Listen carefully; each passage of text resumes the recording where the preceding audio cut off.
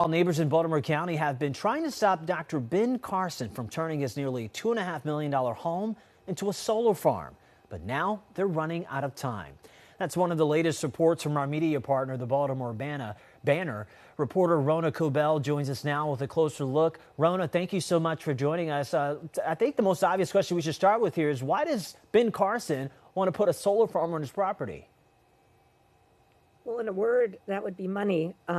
He can, excuse me, he can get up to $148,000 a year just to rent the land to a solar company, and then he doesn't even have to sell the home. He can rent out the home, or if he wanted to live in the home, he could do that, and then he can keep the property in perpetuity while the land is continuing to bring him money every year. So we don't know exactly how much he's going to be able to get, but that's around what you get, about $5,000 an acre. Gotcha. And we know that the neighbors are upset about this. Time is of the essence. Why might they be losing this fight that's happening with Dr. Ben Carson? Well, that's a great question, because it wasn't always clear that they would lose the fight. There have been guardrails put on solar in Baltimore County. The county council has worked on this for 5 or 6 years, where you can only put so many solar farms in a district. They can only be so large. They have to comport with certain guidelines. But the state just passed, and the governor signed in a law that basically takes away all of that local control, because Maryland is importing more than 40% of its energy, and the state wants to grow more of it here. And so the state has basically usurped the local authorities here and is trying to encourage solar. And so basically there's only one more step in this, and then he should be able to get to do it.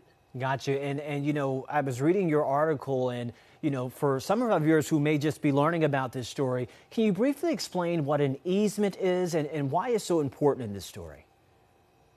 Yeah, it's another kind of complicated but also a really good thing to bring up. So Maryland is one of the states that preserves a lot of land, and we have various methods to do that. And one of the methods is we pay people not to develop their land. So farmers, if they have a certain amount of acreage, can pay the state for an easement to protect their land forever. So they can keep their house and they can live on their land, but they have this buffer that they promise never to build anything and to keep it in farmland or open space. In order to develop his solar farm, Ben Carson needs to basically breach an easement that his neighbor has.